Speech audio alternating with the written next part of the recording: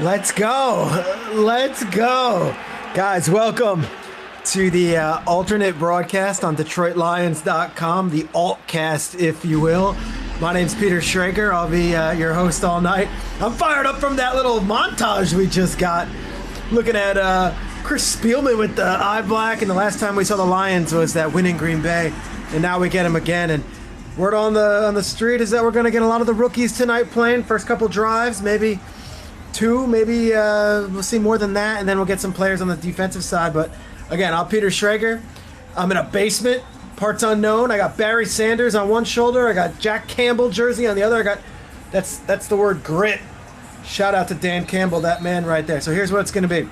You're going to get the broadcast feed in this main box right here, and you can see Dan Campbell right there. I'm watching it just like you all are.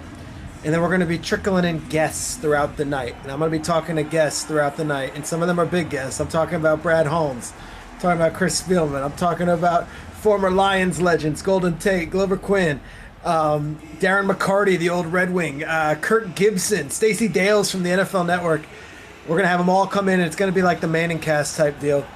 This week of practices, what'd you want to get out of it? Because we know the starters were going full 10s. And it's like, I'm on the outside, I wasn't there, fans aren't there, and what we hear is like, day one, Daniel Jones struggled and the Lions defense got after him. Day two, Daniel Jones sliced the Lions defense up. Who knows what to make of it, but what'd you want to get out of those two practices? Yeah, I mean, really, it's really the first real litmus test of, we've had really good, good practices, pretty clean on penalties, but just seeing our starters going up against other starters, and you're talking about a team that was just in the playoffs, and I thought it was a good test. And I know there's a lot of reports that okay, day one was our day and day two was their day, but guys did show up and make plays. But hey, man, those guys got some good players there, man, and they got some real horses up there. That running back is the real deal. Guys, Lawrence at D-Tate, those guys are real. So it was a great test. I got a lot of respect for Brian Daboll and Joe Shane, and how they operated in very organized practices, very competitive, no fights. So, but we got a lot of good quality work out of that. That's great. Let's start with the news from today. I know this isn't the biggest name, and yet I think it was a key transaction. Khalif Raymond, wide receiver, played a big role last year, and also your punt returner, signed to a 2-year extension. What was the importance of getting Leaf wrapped up here and on the roster for the next 2 years? Yeah, Leaf he's been one of those guys that's really been one of our core foundation guys that, he's one of those guys that when Dan and I first got here, didn't have a whole lot of money to spend in free agency, and we're just trying to kind of find guys with some traits, and, Khalif came on board. We got him, I believe he was in Tennessee, the year before, and he actually, he was very productive for the past 2 seasons. A little bit was, let's call it what it is, we didn't have a whole lot of weapons in general in 21, so he kind of had to be productive for us. But I'm so happy for him because he embodies everything that we're about, and those are the guys that we want to reward.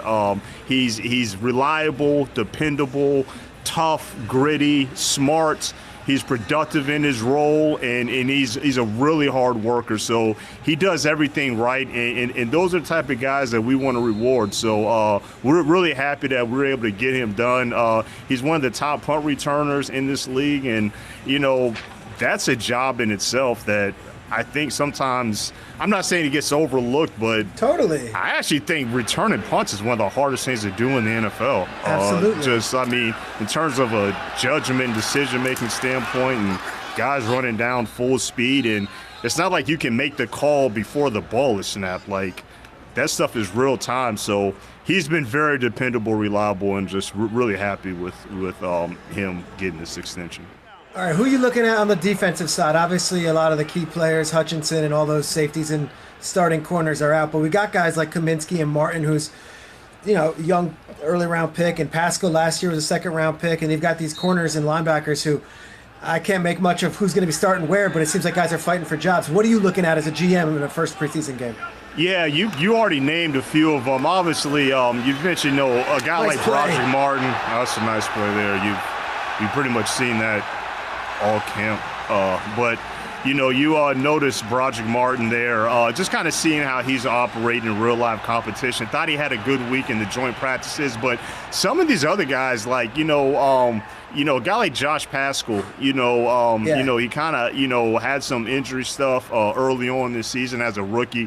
Didn't have an off season really, and then he kind of came on a little bit late. But him having a full off season, and it's been very vivid this preseason, and I'm excited to see what he's going to do in this game. He had 2 great days of practices, and just kind of seeing how he's going to continue to gel. And guys like Ife Melifonwu, he's another one that we have some starters out, and Ife, he's another guy that's kind of been hampered with some things, and he switched positions, and so he's kind of been on that developmental train a little bit, but he's had a nice camp as well, and excited to see him come out here and make some plays. We got a bloodbath competition at inside linebacker. I mean, I'm looking at it. Let's talk about it, because you draft Campbell. Obviously, everyone looks and says, well, that sucks for Barnes and Rodrigo. But, like, it seems that those guys have been playing, Oh, yeah, no. And, I mean, if you really think back to it, like I think what I said on your podcast, when we picked Campbell, it's just he was the best player to pick for us. So we picked him. But, Derek Barnes and Malcolm Rodriguez, especially Derek Barnes, he was very raw when he came out, and we drafted him in the 4th round. He only played linebacker for 1 year at Purdue. He was a pass rusher before then. And so we knew he was going to be a little bit of a project, but he's got all the physical traits. He's tough, he's competitive, he's explosive, he's tough, he's been good on special teams. And the lights just kept coming on incrementally as time's gone by. And now it just seems like it's kind of clicked and it's turned on. And so it's about the timeline where it should turn on. And so, but you're right. We draft a guy like Jack, and, Derek Barnes is like, hey, dude, don't forget about me. And so at the end of the day, it's a very good problem to have. And it makes you sleep good at night. Brad, the D just did it again. I know the Giants got in the red zone, but there was a penalty. So defense just held them. You have to like the way the defense has responded to 2 lackluster offensive drives. Yeah, no, it's been cool to see. We just want those guys to go out there and just play fast, play fast, be competitive. This is a great game to watch, just for the mere fact that we've already had 2 joint practices, so they kind of have some familiarity, and so now it's not a whole lot of thinking, and it seems like you're seeing something new for the first time. You get a little paralysis there, but these guys are just letting it rip. But you see like a Branch there making the big play. Has he been good this summer? I mean, that dude. You want me to give an honest answer? Yeah. He's been very good. I will say that. And I loved him out of the draft. It goes back to just getting football players, man. And we don't really get caught into the whole. Well, we just signed C.J. Gardner-Johnson free agency, so we can't get a nickel, and because we already got that, so let's get another. And no, we don't get it. Look, man, this guy's a ball player. We had him high up there on the board. We were gotten striking distance to take him, and we took him. And the thing about it is that because we had C.J. Gardner-Johnson slated to kind of be the nickel, and we knew that Branch was going to be best as a nickel, and he can play safety as well. But we're just like, look, if he finds a role, he finds a role. If he doesn't, then we know he'll be a dang good special teams player. But, it was pretty evident as soon as he got out there that he meant business, and he's making waves, man. Let me ask you about the Teddy signing. I know that there was talk of it a couple weeks ago, that didn't happen, and then it does happen this week. Obviously, Dan Campbell has history with Teddy, and we all know Teddy, when he's healthy, is as competent and as winning a quarterback in this league as there is. Yes. Why'd you guys sign him now as opposed to a couple of weeks earlier? Yeah, well, look, I'll take you back to free agency. Teddy he was one of the top targets that we had planning to acquire in free agency, and sometimes, man, it just takes a little bit longer, and it was just one of those situations where we just couldn't get it done at that time, but we stayed in touch throughout the whole time. Again, like you mentioned, him and Dan have a great relationship. I've always been a huge Bridgewater fan. Ever since he came out of Louisville, I just always been a fan of him. So, he wins. The dude wins everywhere he goes. Yeah, he wins. He's efficient. He's got good feet. He's tough. He's smart. He throws a good ball. So it was. So I'm really glad that we were able to get that done, and really more so. We obviously like Jarrett and happy with him, but we wanted to bring some more competition with Nate Sudfeld, and so I think that'll be a good battle throughout camp there. You see this Lions team now. There's hype. There's excitement. You've got people in the national media actually picking the Lions to win not only division, but the NFC. You were a great Lion, 4th all-time in Lions history with receptions. Like, is this not a great time to be a Lions fan? Yes, finally. And the Lions fans have had to wait for decades upon decades upon decades. And finally, we got Aaron Rodgers out of the division. The Vikings are trading and cutting all their leaders out of there. The Bears, we still waiting on Fields. So, look, the time is perfect. So, to be a Detroit Lion fan, I am pumped. I cannot wait. I love what Dan Campbell's doing. I love Jared. I love the weapons they have. And I looked at their depth chart. They got some depth over there. It's going to be tough for Brad to finalize this team, and that's a good problem to have. Jared Goff, you obviously played against him for many years. Now he's the Lions guy. He finished the season strong. When you think of those dudes, it's Josh Allen, it's Patrick Mahomes. Jared Goff in that conversation? I think since, one, he's been to a Super Bowl, and two, since he's gotten to Detroit, I think where he's come out of his shell and he's balling, he's giving them a chance week in and week out. He's a good buddy of mine, and I remember being with him the week we were playing golf at Bel Air, the week that he got traded, and I was like, "Oh man, how you doing?" Detroit. And he was just and he was like, honestly, I'm happy I'm going somewhere where they want me there. And I was like, oh, yeah. There you go. And so I know a lot of people doubted him and thought, okay, well, he's not Matthew Stafford, and Matthew Stafford couldn't do it, and he can't. But he is taking that team, and he is leading them, and we in a sweet spot. I mean, I am so excited to be a Lions fan this year. I cannot wait. What's your best, your happiest memory as a Detroit Lion? Man, well, one, when I signed my contract for sure. Yeah. But I would say, man, those first few times pulling up to Ford Field, man, and just looking around at this beautiful stadium and having the chance to play with Matthew Stafford and Calvin Johnson. And, we had Sue, and that year, my first year, we felt like we had a chance to really do something special and make a push. And we had a pretty good season. But I had a bunch of memorable plays, and I'm so thankful for coming into Detroit because they embraced me, man. They embraced me and loved me, and I love them so much. It's kind of how I developed into the player. I really became Yak King in Detroit. I couldn't wait to ask you this because I was listening to your entire interview, family. Uh-oh. I'm getting a little nervous because our bandwagon getting way too full. It's getting big. Our bandwagon getting way too full. Once we got on Hard Knocks and then we finished the season the way we did and we made Aaron Rodgers lead the division, at least that's how I see it. You know what I mean? So what do you think about our projection this year? I have to ask a player. Look, if I'm Dan Campbell, I'm saying ignore all this noise because it don't matter. You still got to show up and play. You still got to show up and practice. Winning games don't happen from reading articles. It's putting in the work. So don't let all that noise get to you point blank in the story. And when you start believing it, you need to readjust. And so if they had that mindset, I feel like they're going to have a chance to do something special. But if you start believing all this BS, that's when you got to watch out. And I think this city and this team is tired of being on the back burner. I think right now we are ready to bust through the door. And, like, the people who've been riding for 20, 30, 40, 50 years, now you finally going to reap the benefits, hopefully. Yes. But you got to keep working. That's that rookie right there, Jack Campbell, who made a tackle. I follow college. This guy's a beast right here, and they drafted him in the first round. Have you guys had a chance to look at either him or Gibbs, the other first rounder, the running back, who's out of this world also? Oh yeah. I've been, because I follow New York and the Lions, so I see the joint practices. Boy, that boy Gibbs can run and he can catch too.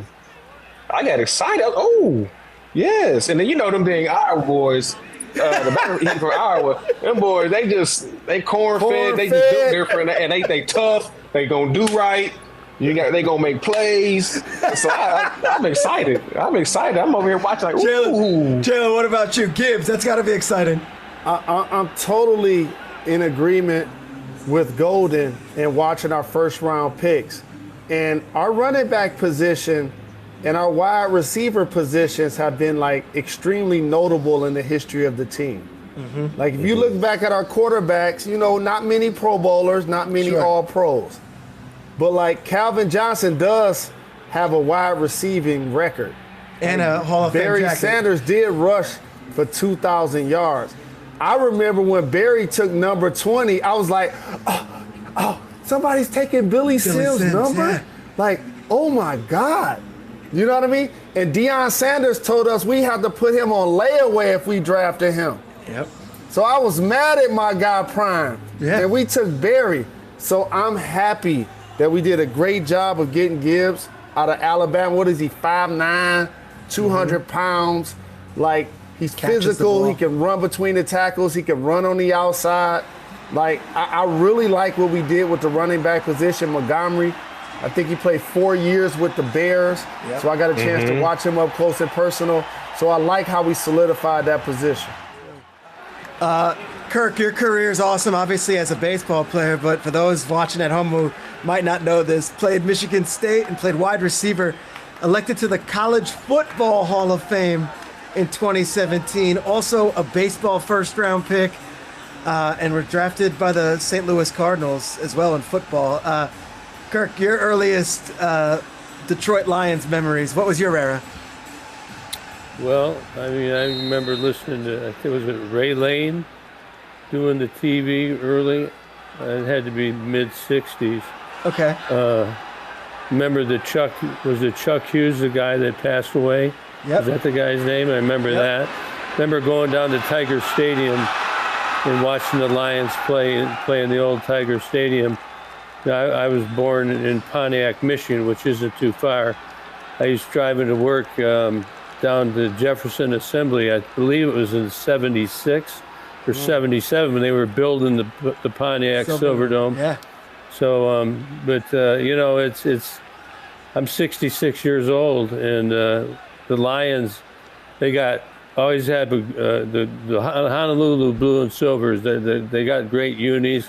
They've always had great players. I remember back to Lem Barney, Wayne Walker, Alex Karras, all those guys. And then, of course, you saw Barry. I've gotten to know Barry and Calvin, outstanding players, and had a great career. And they only were 8-9 years there. It's a shame, if you couldn't keep those guys around. But, I look at Dan Campbell. You can tell he's a leader. He sticks up for the kids, and they rally behind him. He's intense. I like that intensity. I tended to be a little bit over the top in that regard, but I knew they'd come out of the tunnel tonight, the first game, and be all fired up. And you don't want to make any mistakes. Ultimately the Lions got to make decisions on their roster and their depth. 3 guys get hurt, everything's going to change. That's really for any team in any sport. You just got to have guys that can compete, and you got to have guys that can protect your competitors. Sometimes they need a little protection, but I love the competition. I love the Lions. My son Cam, who's 30, it's only been 30 years since they've only won one game, so he's really high-fired.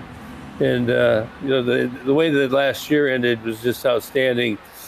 I worry about that success, and Jalen, you know what that can do. Talking about you don't mean to let it get to you, but sometimes you let that guard down a little bit, and they sneak up on you real quick. The light switch isn't there to turn on anymore. So there's a lot of nice things happening. I only had one player that I ever played with or managed, and his name is Paul Goldschmidt. He never looked at his stats. He never looked at an article because he wanted to stay humble. He wanted to earn it every day. And, if you're out there and you're running and you're on the line, you're conditioning, you got to run hard, not just for yourself. I'm going to run because I want to make Jalen better. I want to make him faster. I want him, we got to be on the same level when it comes to level of intensity and the way we come out that first snap of the game. Little defensive stand here. One of the best safeties of his generation, a great Lion, great Houston Texan as well, Mr. Glover Quin. Welcome to the alternate broadcast. What's up, man? It's always great having you. We used to have you on Good Morning Football. It would get us so hyped because you were such a good guest. You were there, the Lions, for many years. Do you ever remember the city and I guess the national media being as hyped about a Lions team as they are with this squad? Nah. Not as much like preseason hype. I mean, I think my second year there, the kicking team member during the was the last season, to touch the ball that went out of bounds. we gained some momentum. That's a foul and for an illegal then kick out of bounds. Going into my third Ball placed year at the 40-yard line, first down. we had some momentum, but I don't think it was as much hype as they have right now. And I think, the Hard Knocks had a lot to do with that team. People got a chance to see the Lions, the inside kind of aspect of it. Get to, Hard Knocks give people a chance to see you outside of what they just see during a game. So you kind of fall in love with certain players and certain things, and then you kind of root for those people just because you've gotten to know them a little bit better. And then the way they finished off the season last year, knocking off Green Bay in that last game and getting a chance, to hopefully get into the playoffs. I think they ended on a great note, and I think they like, the moves that they made in free agency, the draft, and the things that they've done, and feel like if they can, come out and play the way we expect them to play, that, without Aaron Rodgers in the division now, and what's going on in Chicago and Minnesota, I think they feel like Detroit could be the team to come out of the North. You spent 6 years with Detroit. You started every single game that you were a Lion. You also were the NFL's interception leader in 2014. Take us back to that season, 2014 campaign. What stands out to you? Oh man, that was a fun year. That was our first year with Coach Caldwell's staff. Defensively, we had Terrell Lawson as a D coordinator. We had Alan Williams and Tony Odom as our DB coaches, and we had a good mixture of linebackers, D-line, and secondary guys. We had Sue Farley. They had just drafted Ziggy Ansah. We had a young Ziggy. We had Jason Jones at the D-line. We had C.J. Mosley in the interior. So we had a pretty good defensive line. 2 first-rounders in Nick Farley and Dominic and Sue. And then we had, like I said, we had a young Ziggy. So we actually had 3 first-rounders on the D-line. And then you go to the linebacker, we had a line staple and Stephen Tulloch. We had a DeAndre Levy who was playing at a phenomenal rate. And then you go into the secondary. Hold on. He going. We got a punt return. 2 little spins here. Here we go. He's going. Nice return. Maurice Alexander. Get out the way so he don't trip. That was nice. That was sick. That was nice.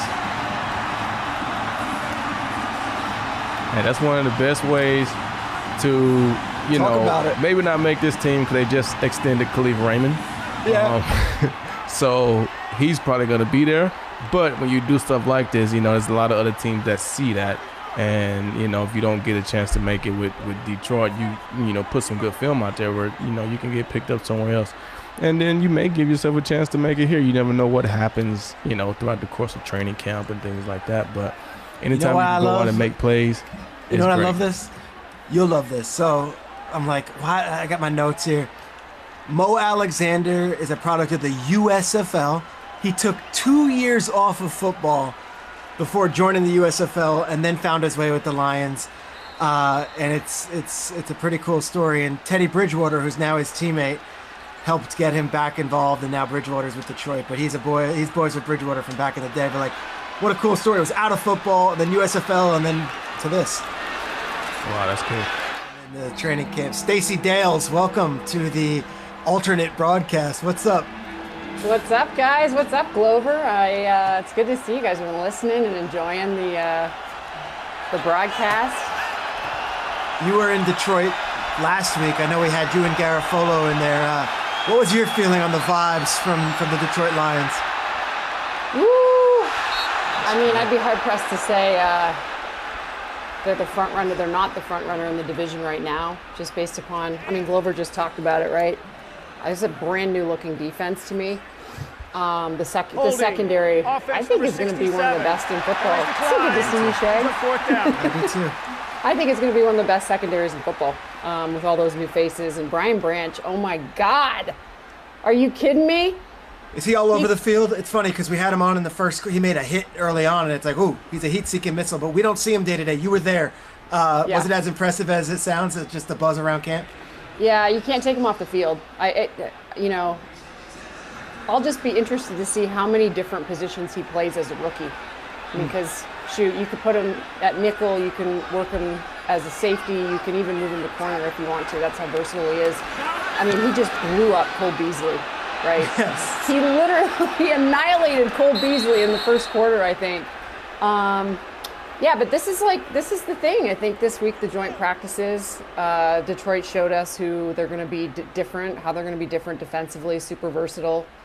And, just such an even more, you add Jack Campbell to the linebacker group, and they're even more improved there now. So some good competition at middle linebacker, and just a super talented secondary, and they're going to keep grinding up front. So I'm watching this preseason game, and it's hard to hear you because the fans are going nuts in the third quarter. And one of the cool things, Schrags, about Ford Field, you know this, is, right, they have an open press box. So there's no barrier, there's no window barrier. When you are at Ford Field and you are covering a game, it is so loud. I know. I think this stadium might become the loudest. Arrowhead and the folks in Seattle are going to argue with me, but this place might become the loudest this year. I love hearing that. I always have to put in my earplugs or my silencers because it's so loud. And I think it's going to be this is going to be a special year in Detroit. It's got to be. I'm all in, I think. I just, from talking to them and hearing all the things, you were there, you're on the ground. Yeah. I've been fooled before by teams that have all this hype and buzz, but this one does feel different. When you were there on the ground and with them, do they feel like they're reading the headlines, or are they aware, this is just football, let's just go to get it done? They're the makeup of players that Brad Holmes has put together. There's an energy about this place that is, they're going to blow through the roof. And the thing about it is, you talk to Dan Campbell and you say to him, as I did last week, how do you temper the expectations? He said, that's the thing. You don't even temper the expectations because we've done nothing. We didn't make the playoffs last year. They won 8 of their last 10 games. And I'm looking at their roster, and then I'm watching the body language, and I'm watching them after practice. Do you know how many guys stayed and did extra reps after practice? I love it. Tell me. And you get a guy like Aiden Hutchinson, right? Yeah, doesn't have to. And his body looks different. This is basically the runner-up for Rookie Defensive Player of the Year. Sauce, who we just talked about, got it, and for good reason. But now I'm looking at Jack Campbell, I'm looking at Brian Branch, and this defense is going to be, I think, really good. They had some of the worst numbers in the league last year, but they're going to be outstanding. The offense is dynamic. Jahmyr Gibbs is going to be a superstar in this offense. I think so, too. Ben Johnson basically said that. So, it didn't say that, but kind of said it. And I'm like, how is he as a rookie? I asked Ben last week. I'm like, how is Jahmyr Gibbs as a rookie? We're getting a look at him, actually, right now. in game.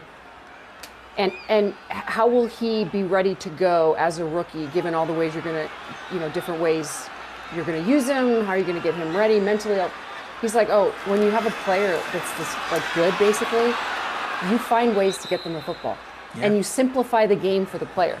That's why Ben Johnson's so great. He's just it certainly isn't, here's my offense and let's fit these pieces in. It's like, here's this positionless player, let's get him the ball, which is such a different philosophy. 100%. I think you're going to see it with Sam Laporta. I think he's going to have a really great year. I know he had a drop early that would have been a big catch in this game, but just a great job by Brad Holmes and that guy right there, Dan Campbell. Like, if you said to me, Shags, I kind of want your opinion on this too. Yeah. Like, Stace, if you played in the NFL, like, what team would you want to play on right now? I would be like, Lions seems pretty fun. Yeah. Done. Seems like a great workplace too. Like, talking to Brad Holmes to start off, he's going deep on all these players, and there's a lot of love. Like, he's rooting for all these guys, and it's not this cutthroat. It's like we're all in this together, and you feel it just watching this team play. This is Darren McCarty. Darren, what's up, man? Hello, Stacey. Hello. Before we start, though, I gotta ask something of you, Mr. Schrager. Yeah. I'm a big fan, and I watch you every Sunday, obviously, and I will not do Clarissa Thompson any justice, but can I call you Shrags like we've been buddies for like years and years? Dude, I would love it. All right, Shrags, hey, great to be here with you. Great to catch up. You've been busy and stuff. And Stacey, I've been sitting here listening to everything you said, and the biggest thing is it's real. It feels real. Everything in this building around, and I think it's just, it goes to what Brad Holmes and Dan Campbell has built here. And I think that the biggest thing that I look forward to is the day Sheila Ford Hemp gets her flowers from these fans. Now, I know at training camp, we've heard some Sheila chants and stuff, but this organization, it feels that next level, and there's excitement in this building. You just mentioned it right now, going to the fourth quarter of a exhibition game. So pleasure to absolutely be here. I'm as excited as anybody else. I don't feel like I'm hyperbole or anything. Like, I've been doing this 15, 20 years. Like, I have to make my picks for the Super Bowl in a couple of weeks, and the Eagles are probably the favorite in the NFC, and the Niners. How can they not be? And how can they not be? There's solid questions, right? There's questions at quarterback, sure, but like that third team, I like Seattle this year. I like what I'm hearing out of New Orleans with Carr, but like Detroit and Minnesota are it's right there, and like that's where it's not just, hey, we're gonna go to all the training camps and the Lions will be one of them. It's like, oh, Good Morning Football's got people at Detroit. Let's go to Detroit. Let's get the update on Detroit. And just watching Gibbs and knowing that they've got Amon-Ra St. Brown. We didn't see him tonight. Like, it's real. It's real, and I think it's the first time in my career where it's not just Calvin and Stafford or before my time with Barry and those guys. Like, no, this team can actually do something this year. Now, my question, and then I always love to ask you, Ben Johnson, obviously, big part of Goff's success and stuff like this. This realistically is probably his last year as an offensive coordinator. Probably, if all goes well. Yeah. If all goes well. I'll be honest, and I've said this on Good Morning Football, but Carolina wanted to interview him. I think he had a really good inside track on Carolina. I know they hired Frank Reich. It's all good. They got what they got.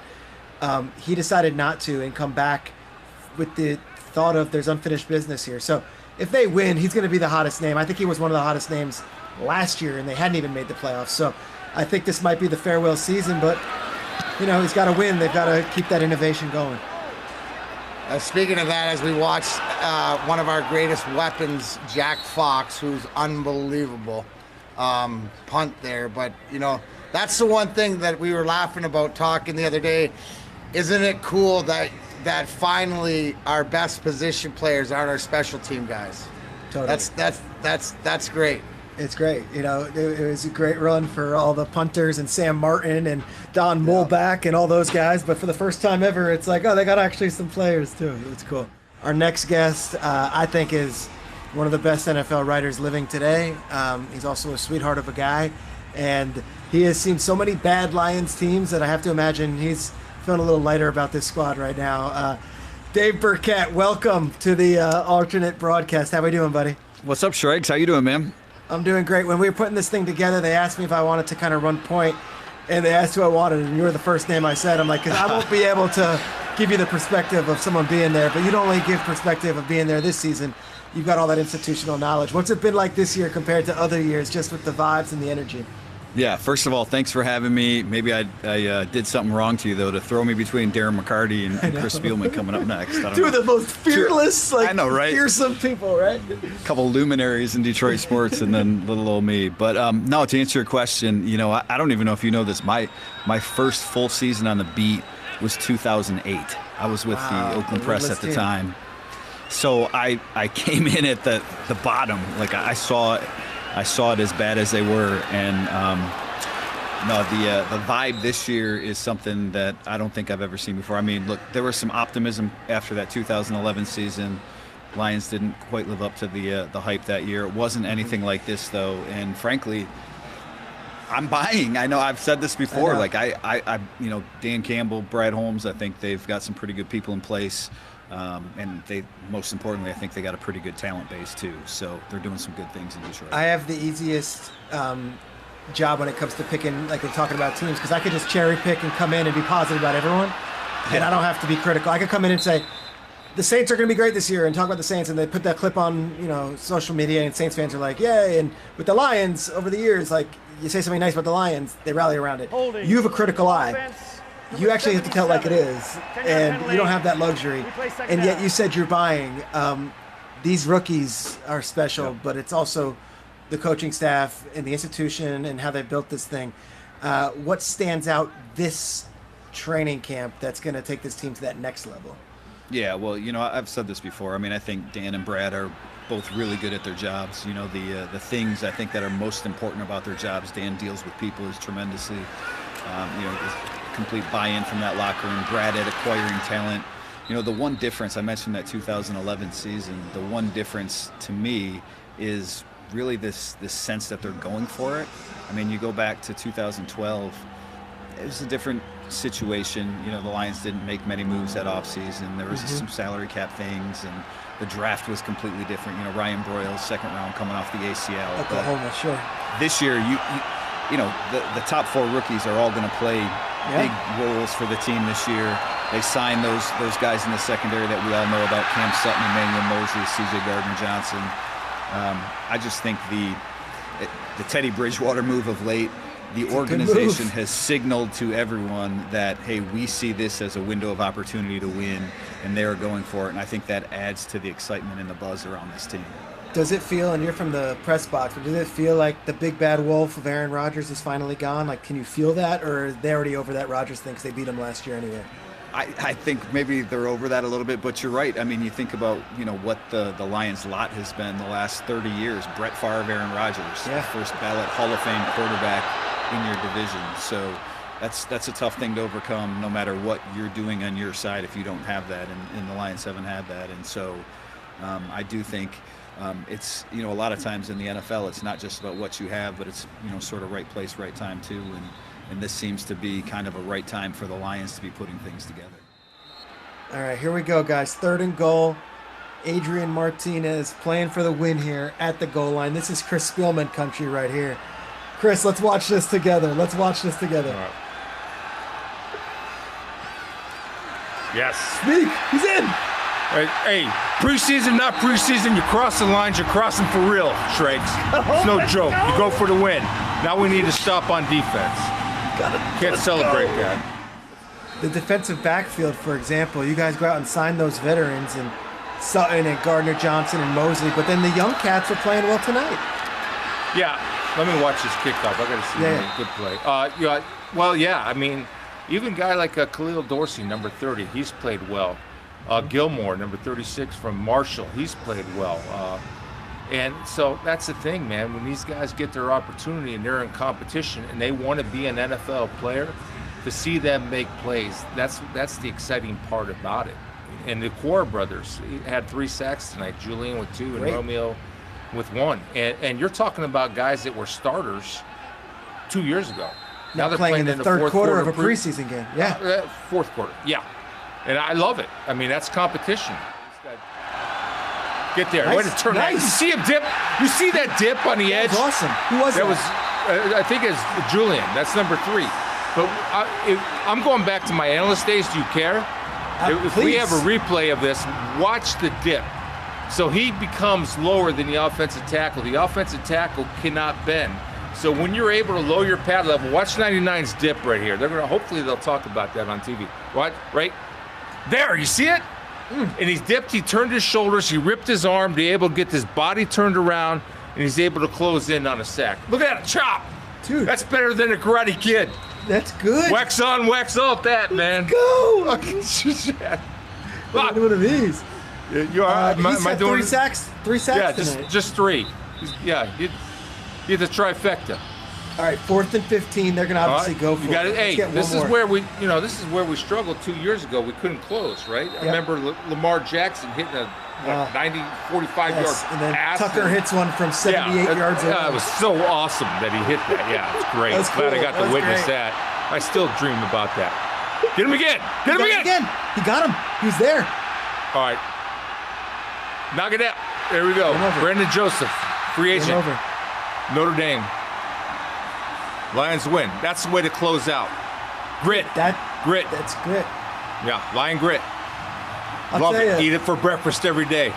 I'll tell you, it's a whatever, it's 4th quarter, but like those are moments, right? You go back in the locker room, you're like, we were losing at half and we won the game and our defense put them away. Ben Johnson ended the offensive team meeting. He said, out of all this, what's the bottom line? You know, guys, every to a man, they all said win the game. I've never, I don't care. You cry, like I got on here all excited, yelling and all. Yeah. I get that, right? But my dad, who was a high school coach, you know this. Sonny.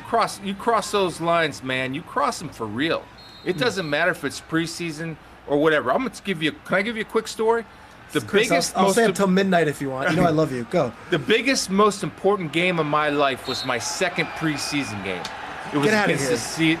no, I'm telling you, it was against the Seattle Seahawks. The first Okay. preseason game played against the Cleveland Browns. The head coach, Darryl Rogers, came in and said, "Hey, man, Spielman, where are you? This isn't a team meeting. You look like a blind dog in a butcher shop out there. You're absolutely terrible. I can't believe we wasted a second-round pick on you." I had to tell myself that week was the biggest game of life because I had to prove to myself that I could play in the NFL. Played well against the Seahawks. 11 years later, here we go. Play ball. But that's how important it is. It's important to win. If you're not in it to win every single time you cross the lines, go do something else for a living. Just go ahead.